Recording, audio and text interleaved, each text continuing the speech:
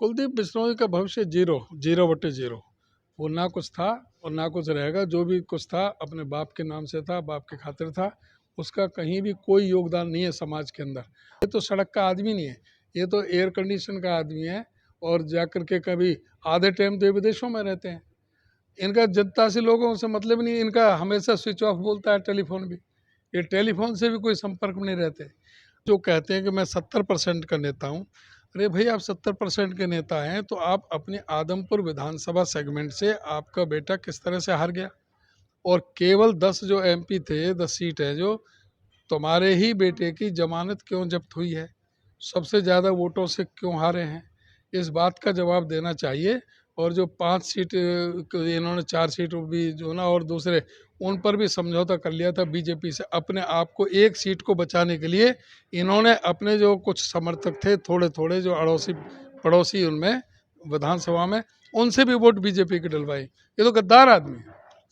नमस्कार, मैं हूं विकास सुखीजा और आप देख रहे हैं अब तक टाइम। दोस्तों, आपको बता दें, अग्निपथ के विरोध में आज कांग्रेस के प्रदेशाध्यक्ष उदय भानजी करनाल में पहुंचे और जो धरना दिया गया था उसके बाद मीडिया से बातचीत हुई और हम लोग सीधी बातचीत करने जा रहे हैं उदय भानजी से।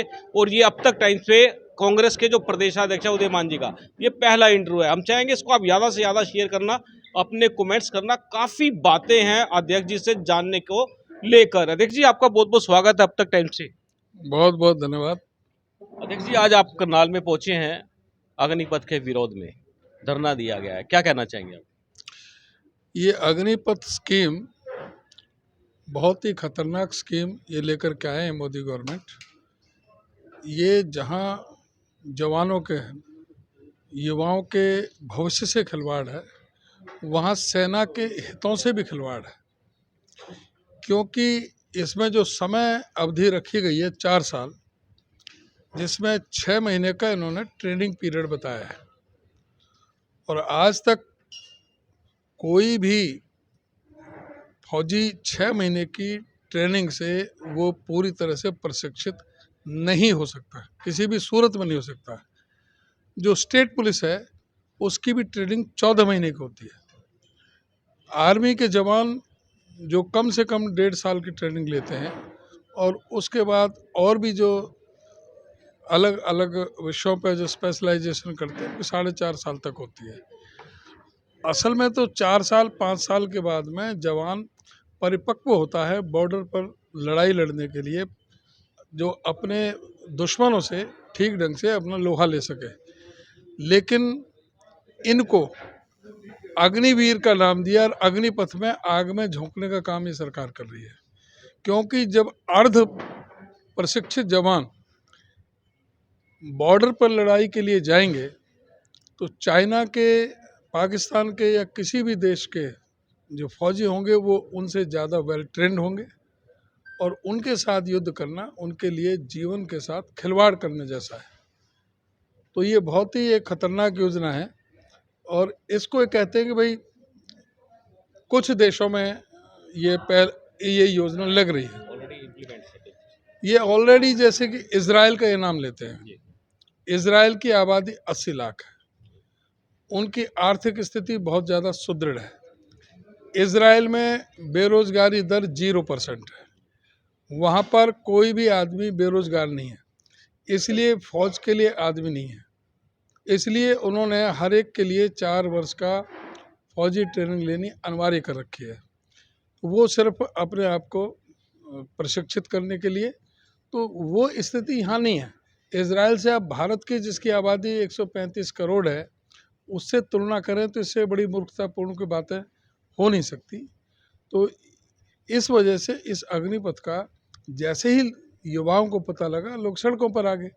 पूरे देश में आग लग गई, जगह जगह कितने ज़बरदस्त, कई जगह हिंसा भी हुई, कई नौजवानों को अपने प्राणों का बलिदान करना पड़ा, कितने ही नौजवानों के खिलाफ मुकदमे दर्ज हुए, जेलों की सलाखों में डाल दिए जा रहे हैं।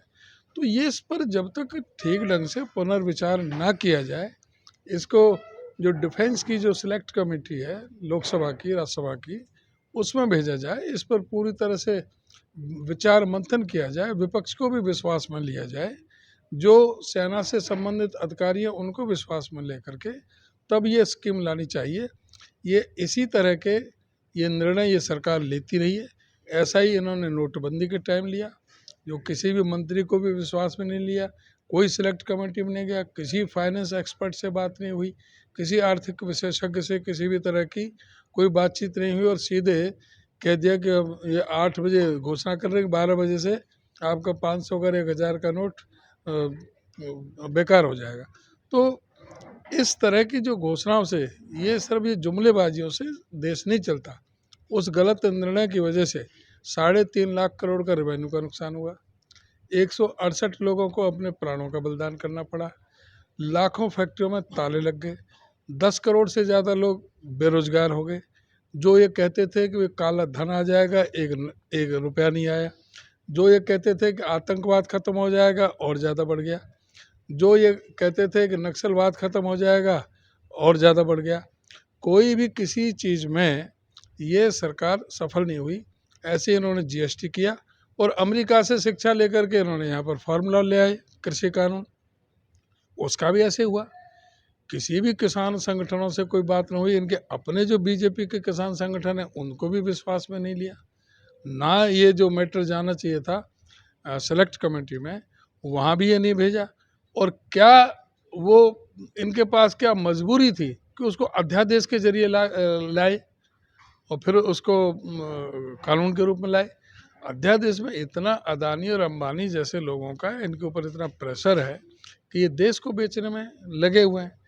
आज जल थल नभ सब ऑन सेल कर रखा है।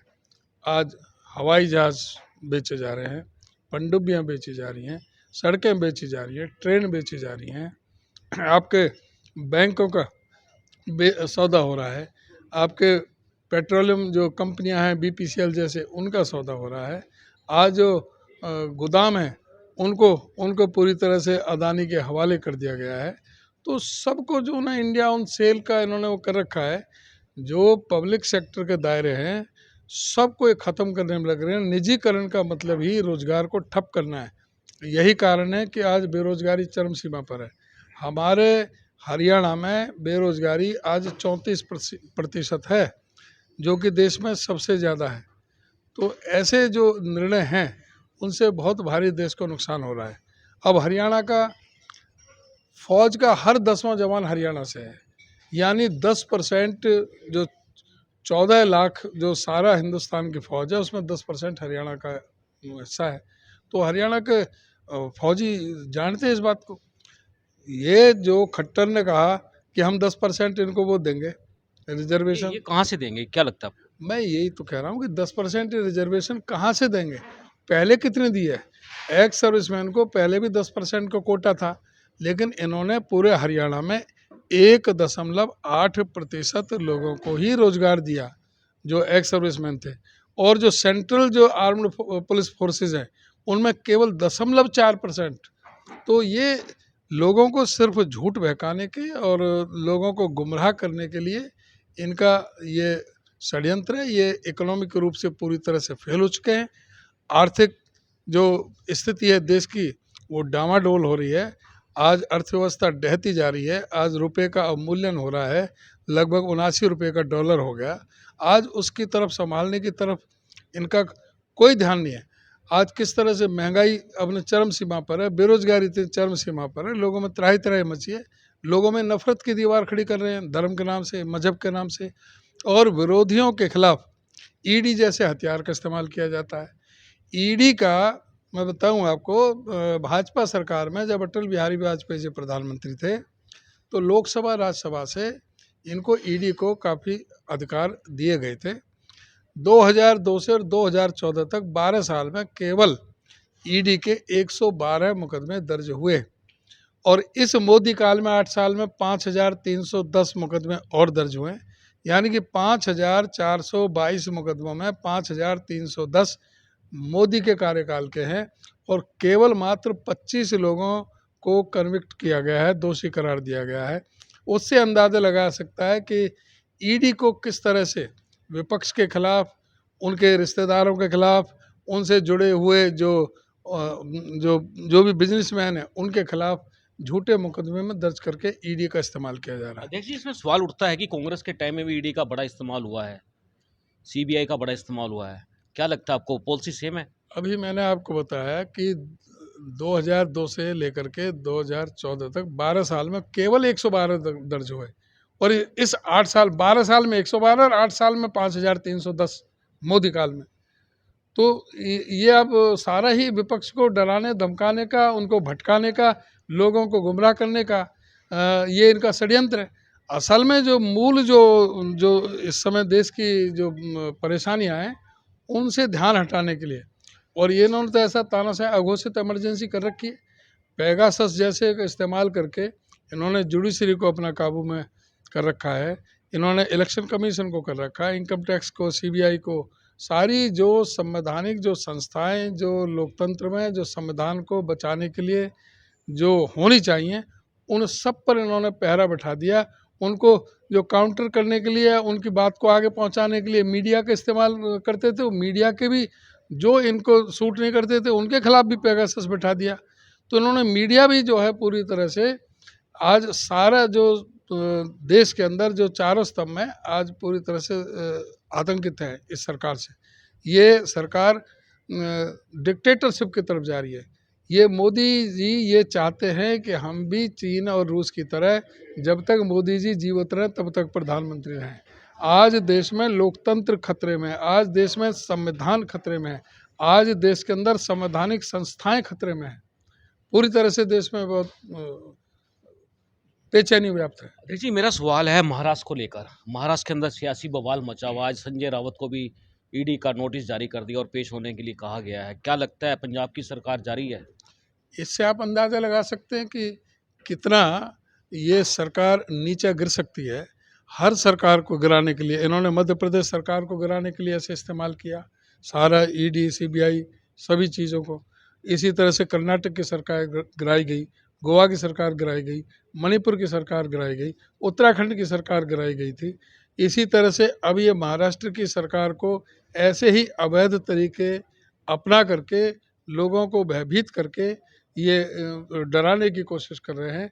कई एमएलएज ने, महाराष्ट्र के शिवसेना के एमएलएज ने कहा है कि भाई या तो तुम शिवसेना का साथ छोड़ो और नहीं तो तुम ईडी आएगी, तुम्हारे इनकम टैक्स आएगी। लोगों को भयभीत डरा के रखा हुआ है। लेकिन फिर भी वहाँ पर कांग्रेस एकजुट है, एनसीपी एकजुट है, और शिवसेना भी आज भी ये उनकी हिम्मत नहीं हो रही है कि हम अलग से पार्टी बनाएं। वो आज भी जो है कहते हैं हम शिवसेना के, लेकिन शिवसेना से बीजेपी पूरी तरह से उनके शिकंजे में ये आए हुए हैं। सारा खर्चा बीजेपी कर रही है। किस तरह से चार्टर्ड प्लानों का इस्तेमाल किया जा रहा है, कहाँ कहाँ लेकर के जा रहे हैं, ये सब मुझे बताने की ज़रूरत नहीं है। किस तरह से कई करोड़ों करोड़ों रुपए, अरबों रुपए जो इसमें इस खेल में बहाया जा रहा है। एक एक एमएलएस को किस तरह 20 करोड़ 30 करोड़ 50 करोड़ की जो है ना वो उनको ऑफर की जा रही है, उनको डराया जा रहा है, उनको धमकाया जा रहा है। हर तरह से आज जो मैंने बताया कि आज देश में लोकतंत्र खतरे में है। अध्यक्ष जी, बड़ा सवाल उठ रहा है, दाऊद का नाम आ गया इस पूरे मामले को लेकर कि शिवसेना की जो सरकार थी, कांग्रेस की एनसीपी की सरकार थी, ये लोग दाऊद से मिले हुए थे। खुला बयान आया आज, क्या लगता है आपको? फिर इनको शर्म नहीं आती? ये क्या चूड़ी पहन रखी है इन्होंने? दाऊद का इन्होंने क्या कर लिया? ये 8 साल से सरकार में बैठे हैं। ये पाकिस्तान से दाऊद का कोई अब तक ला सके? क्या कर सके? पाकिस्तान का कांग्रेस ने 13 दिन में 2 टुकड़े कर दिए थे। पाकिस्तान के 96,000 फौजियों को सरेंडर कराने का काम किया था। पाकिस्तान हिंदुस्तान के नाम से, इंदिरा जी के नाम से और कांग्रेस के नाम से थर थर कांपता था। आज ये पाकिस्तान का नाम इस्तेमाल करके इस देश के अमन और चैन को खराब करना चाहते हैं। यहाँ के सांप्रदायिक सद्भावना को बिगाड़ना चाहते हैं। इस देश में जो है सांप्रदायिक सद्भावना को बिगाड़ करके ये यहाँ पर राज करना चाहते हैं। चलिए दोस्तों, हरियाणा की बात कर लेते हैं। अध्यक्ष जी हमारे साथ हैं कांग्रेस के। अध्यक्ष जी, पता लग पाया कि जो राज्यसभा चुनाव हुए थे, कौन सा वो विधायक है? उसका नाम सामने अभी तक नहीं आया, क्या लगता है? नहीं, वो सबकी जांच चल रही है और सारा जो हाईकमान के नोटिस में है, और हाईकमान उसमें जो है ना वो कार्रवाई करेगी, वो सबका पता है। पहले शाही कांड हुआ था, अब इसको कौन सा कांड की नज़र से देख रही है नहीं, कांग्रेस? कोई शाही कांड नहीं हुआ, वो भी इनका षड्यंत्र था बदनाम करने के लिए। पेन एमएलए अपने साथ नहीं लेके जाते थे, जो पेन वहाँ था उसी से उन्होंने निशान लगाया था। निशान सही लगाया था। पेन की स्याही कैसी थी या पेन बदल गया, ये किसी एमएलए का काम नहीं है। मैं भी उन एमएलएज में था। तो ये सिर्फ जो है ना, ये कांग्रेस को बदनाम करने के लिए एक षड्यंत्र के तहत बीजेपी ने ज़बरदस्ती कांग्रेस के कैंडिडेट, जो कांग्रेस समर्थित कैंडिडेट था, उसको हरवाने का काम किया था। और अभी भी इस बार भी एक साजिश के तहत ही ये सारा काम हुआ है। और एक वोट जो उनकी खारिज हुई थी, जो उस ब्लॉक में जहाँ निशान लगाना था उससे बाहर था, उसका ऐतराज़ किया, लेकिन उसको सही माना गया, उसको नहीं माना ऐतराज़ को, कांग्रेस के ऐतराज़ को नहीं माना, उनके ऐतराज़ को मान लिया। लगता क्या फिर ये खेल पूरा क्या रचा ये गया है? खेल रचेगा, इसमें सुप्रीम कोर्ट में भी जा रहे हैं, इसको तैयार कर रहे हैं इसमें। अध्यक्ष जी, बात करें कुलदीप बिश्नोई को लेकर कांग्रेस की स्थिति क्या है? क्या कशमकश चल रही है? कुलदीप बिश्नोई का क्या रहने वाला है हरियाणा में भविष्य? कुलदीप बिश्नोई का भविष्य जीरो बटे जीरो। वो ना कुछ था और ना कुछ रहेगा। जो भी कुछ था अपने बाप के नाम से था, बाप के खातिर था। उसका कहीं भी कोई योगदान नहीं है समाज के अंदर। और जब से ये राजनीति में आए हैं तब से इनका कोई भी किसी तरह, ये तो सड़क का आदमी नहीं है, ये तो एयर कंडीशन का आदमी है। और जा कर के कभी आधे टाइम तो ये विदेशों में रहते हैं। इनका जनता से लोगों से मतलब नहीं, इनका हमेशा स्विच ऑफ बोलता है टेलीफोन भी। ये टेलीफोन से भी कोई संपर्क में नहीं रहते। अब आप देखिए कि कुलदीप बिश्नोई जी जो कहते हैं कि मैं 70% का नेता हूँ। अरे भाई, आप 70% के नेता हैं तो आप अपने आदमपुर विधानसभा सेगमेंट से आपका बेटा किस तरह से हार गया? और केवल 10 जो एमपी थे, 10 सीट है जो, तुम्हारे ही बेटे की जमानत क्यों जब्त हुई है? सबसे ज़्यादा वोटों से क्यों हारे हैं? इस बात का जवाब देना चाहिए।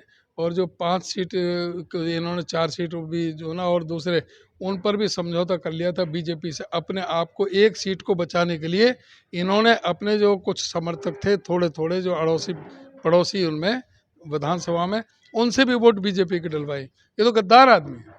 सस्पेक्टेड कौन-कौन है? आपको क्या लगता है राज्यसभा चुनाव को लेकर जो वोटिंग हुई है, उसमें नहीं, सस्पेक्टेड नेता कौन? ये अपना साथ में आ गया। और कोई जो दूसरा जो निशान की हुई है वो हाईकमान के उसमें नोटिस में है और उनको वो बता दी गई। अध्यक्ष जी, मेरा सवाल है आपसे, जानना चाहते हैं कि आज आप करनाल में धरने पर पहुंचे थे, उसके बाद दिव्यांग 88 दिन से लगातार धरना प्रदर्शन कर रहे हैं और आज आप उनको समर्थन देने गए थे, लेकिन आपको उन्होंने साफ मना कर दिया कि आपकी सरकार के टाइम में ही हमारे साथ अत्याचार है। वह क्या लगता है नहीं, आपको? ये बेरहम सरकार है और इसलिए इन दिव्यांगों का नाम इस्तेमाल तो करती रही, लेकिन अब उनकी समस्या उनको सुनने के लिए तैयार नहीं। अब 8 साल से तो ये लोग बैठे हैं। अब वो कब की बात कर रहे हैं कि कांग्रेस ने क्या उनको किया, वो तो हमें हमारे नॉलेज में नहीं है। या किसी के कहने से वो ये चाहते होंगे कि भाई कोई हम राजनीतिक हस्तक्षेप नहीं चाहते।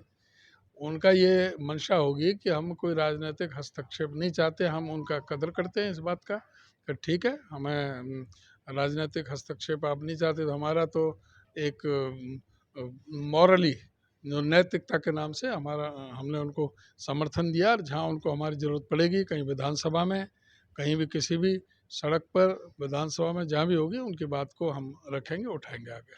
अध्यक्ष जी, एक सवाल हो रहा है मेरा, जानना चाहते हैं कांग्रेस का संगठन कब पूरा कंप्लीट हरियाणा में आप खड़ा कर देंगे, कार्यकारिणी का विस्तार कर देंगे, जिला अध्यक्ष बना देंगे, क्या प्लानिंग है आपकी?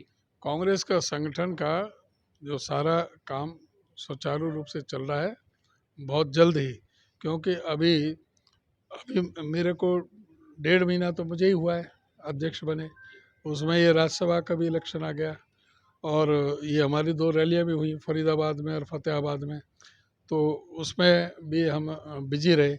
अब संगठन का काम तेज़ी से चल रहा है। अब आप देखोगे इसमें हमारा जो पहले से जो प्लान है, 31 जुलाई तक, हमने पहले शुरू में ही कहा कि 31 जुलाई तक हमारा प्रदेश का संगठन पूरी तरह से खड़ा हो जाएगा। 31 जुलाई तक संगठन खड़ा हो जाएगा। अध्यक्ष जी, आपको जिस तरह से अध्यक्ष की जिम्मेदारी दी गई और एक हवा चली कि हुड्डा साहब को फ्री हैंड कर दिया है, हुड्डा साहब फ्री हैंड हुए हैं या आप हुए हैं? ये पूरा प्रदेश फ्री हैंड हो गया। आज कांग्रेस में किसी प्रकार की कोई गुटबाजी नहीं है। आपने देखा आज जो हमारा कार्यक्रम था, तो कोई आपको किसी तरह की कहीं भी कोई गुटबाजी आपको देखने को नहीं मिली होगी। आज कांग्रेस बिल्कुल एकजुट है। आप इसी से अंदाज़ा लगा सकते हैं कि आज कांग्रेस पूरी तरह से मजबूत है। और जो मेरे अध्यक्ष बनने के बाद जिस तरह से दिल्ली से चंडीगढ़ का 4 घंटे का सफ़र 11.5 घंटे में पूरा हुआ और 40 जगह से ज़्यादा जगह जगह लोगों में इतना भारी जोश उमंग और उत्साह था, सड़कों पर लोग आए हुए थे स्वागत के लिए और इसका साथ देने के लिए। उससे आप अंदाज़ा लगा सकते हो। तो कहीं भी कोई बोला नहीं, कहीं एक शब्द भी कोई माइक का इस्तेमाल नहीं हुआ, चलते चलते रहे। फिर भी 11.5 घंटे लग गए थे। तो ये लोगों का जज्बा बताता है कि जो प्रदेश में जो अध्यक्ष बनने के बाद में एकदम बदलाव की बयार चली है, और वो परिलक्षित हुई पहले फरीदाबाद और फिर जो फतेहाबाद में जो रैली थी, जो अभूतपूर्व रैली फतेहाबाद के अंदर हुई, उसमें उस चीज़ का वो प्रमाण की ज़रूरत नहीं है। वहाँ बहुत बड़ी, अब तक की सबसे बड़ी रैली वहाँ पर फतेहाबाद में हुई थी। उससे एकदम आप ये समझ सकते हैं कि आज पूरी तरह से हरियाणा में कांग्रेस एक है, और अब इनके दिन, भाजपा के दिन लद चुके हैं। इनको 100% जाना पड़ेगा, जाना पड़ेगा, जाना पड़ेगा। 24 में हरियाणा के अंदर कांग्रेस की सरकार बनेगी, सरकार बनेगी, सरकार बनेगी। देखिए, मेरा आखिरी सवाल है आपसे, हरियाणा की स्थिति क्या है? अगर लॉ एंड ऑर्डर की बात करें, प्रशासनिक बात करें, क्या लगता है स्थिति क्या है स्टेट की? हरियाणा में तो पूरी तरह से विफल सरकार है, हर मोर्चे पे। लॉ एंड ऑर्डर में पूरी तरह से फेल है। बेरोजगारी में बिल्कुल पूरी तरह से 34% बेरोजगारी, पूरे हिंदुस्तान में सबसे ज़्यादा बेरोजगारी की हालत यहाँ पर है। 66 में हरियाणा बना, 1 नवंबर 66 में, और 48 साल में 70,000 करोड़ का कर्जा 48 साल में लिया गया, और इन्होंने इस 7.5 साल में 1,70,000, मतलब इस समय 2.25 लाख करोड़ का कर्जा है। 2.25 लाख प्लस है, करोड़ 2.25 का, लाख से, हैं? 2.25 लाख से प्लस है। 2.25 लाख करोड़ से ज़्यादा प्लस है जो कर्जा है। कर्जा ले रहे हैं, मौज ले रहे हैं। 5 स्टार इनके होटलों में इनकी सबकी मीटिंगें होती हैं, और कोई जनता के कोई काम से कोई काम नहीं। भ्रष्टाचार अपना चरम सीमा पर है। इनके तो HPSC में इनके जो अधिकारी हैं, वो ऑफिस में रिश्वत लेते हुए पकड़े जाते हैं, करोड़ों करोड़ों रुपए की। यहाँ पे इनके जो कई जो SS बोर्ड के चेयरमैन को, उसको सस्पेंड होना पड़ता है। इनके लगभग 22 बार इनके पर्चे जो लीक हुए हैं, वो हमेशा इनको रद्द हुए। आज नौकरियां मिल नहीं रही कहीं भी। हर तरह से या हर मोर्चे पर नौकरियों की बिक्री हो रही है इस देश में। इसमें प्रदेश में शराब घोटाला हुआ, इसमें चावल घोटाला हुआ, धान घोटाला हुआ, खनन घोटाला हुआ। किस तरह से वहाँ खनन में वहाँ पर लोग मारे गए, 5 लोग भी इसमें मारे गए थे। ये घोटालों की सरकार है, घोटालेबाजों की। और ये शेयरिंग है जो चल रहा है JJP से, वो हिस्सेदारी क्या है? हिस्सेदारी का इनका कोई वो नहीं है। अध्यक्ष जी, करनाल को आपने चुना, आप करनाल में आए, उसके बाद प्रभारी भी करनाल में आज अग्निपथ के विरोध में। क्या कारण था कि करनाल को आप लोगों ने चुना और अच्छे से घेरने की कोशिश की है? नहीं, ऐसा नहीं है। जहाँ कोई प्रोग्राम होते हैं, कहीं प्रदेश अध्यक्ष जाते हैं, कहीं प्रभारी भी जाते हैं, कहीं हमारे CLP नेता जाते हैं, तो अलग अलग जाते हैं। पिछली बार राजीव जी की जयंती पे अब मैं फरीदाबाद ज़िले में गया था, मेरा तो ज़िला पलवल है। आज हमने करनाल का रखा है, पहले हमने फतेहाबाद का ही रखा था। अब यमुनानगर हम रैली करने जा रहे हैं अगले महीने। वो अभी आपको डेट अभी पता लगेगा। वहाँ पर सारे उसमें यमुनानगर, अम्बाला, ये कुरुक्षेत्र तक ये सारी बेल्ट को हम कवर करेंगे। सारे हरियाणा को हमें कवर करना है, सब जगह जाना है, एक एक करके जाना है। आज भी जो हुड्डा साहब भी और दीपेंद्र जी भी वो अलग गए हैं, वो झज्जर में और उधर को भिवानी गए हैं, तो सब अपने ड्यूटी लगी हुई सबकी। अध्यक्ष जी, करनाल में बड़ा कांड हुआ था, DTP कांड हुआ, DTP पकड़ा गया, तहसीलदार पकड़ा गया, उसके बाद एक डेयरी जो डिस्क्लोजर में आई, एक डेयरी है, लेकिन उसके बाद ये मामला पूरा ठंडा पड़ गया। क्या लगता है, इतना बड़ा भ्रष्टाचार का स्कैम था, क्या लगता है कोई आप लोग कुछ करेंगे इस पे, कोई एजिटेशन कुछ हो सकता है क्या? बिल्कुल एजिटेशन हो रहे हैं, हर जगह इसको आवाज़ उठाई जा रही है। और एजिटेशन का क्या है, या तो विधानसभा में बात उठाते हैं, या जलसा जुलूस में रैली में होते हैं, या फिर हम प्रदर्शन और धरना दिए जाते हैं। ये सारे काम हो रहे हैं। हमारे फरीदाबाद में भी 200 करोड़ का नगर निगम में घोटाला हुआ था। इसी तरह से यहाँ करनाल में हुआ, जगह जगह। उनको कोई भी किसी तरह से सब चीज़ का, यहाँ पे तो ये घोटालेबाजों की सरकार है। अब आप देखें कि 544 जिलों में इन्होंने इस 8 साल के भीतर भीतर 5 स्टार होटल की तरह अपने 544 जिलों में ज़मीन खरीद करके मल्टी स्टोरी बिल्डिंगें खड़ी करी हैं अपने ऑफिस के लिए।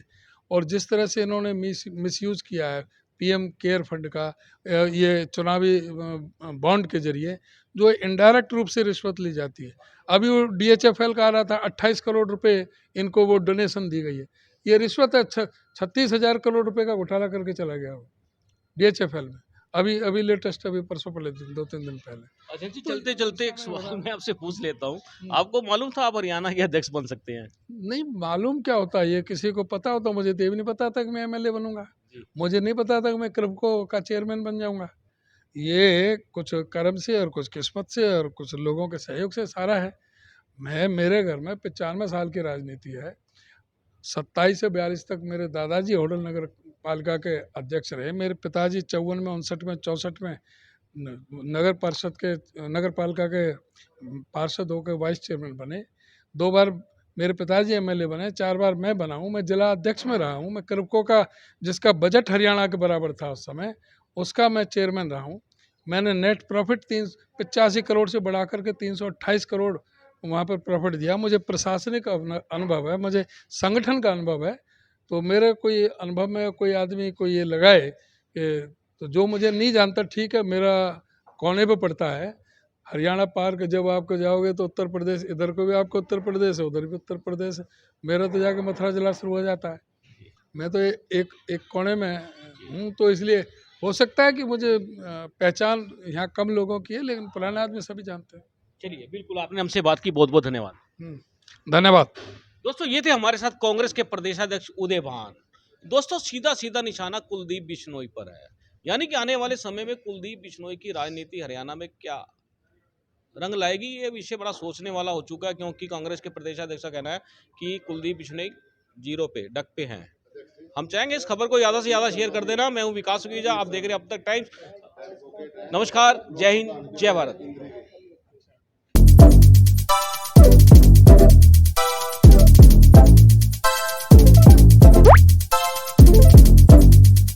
Is important for you and your loved ones. Choose a policy today from Star Health Insurance.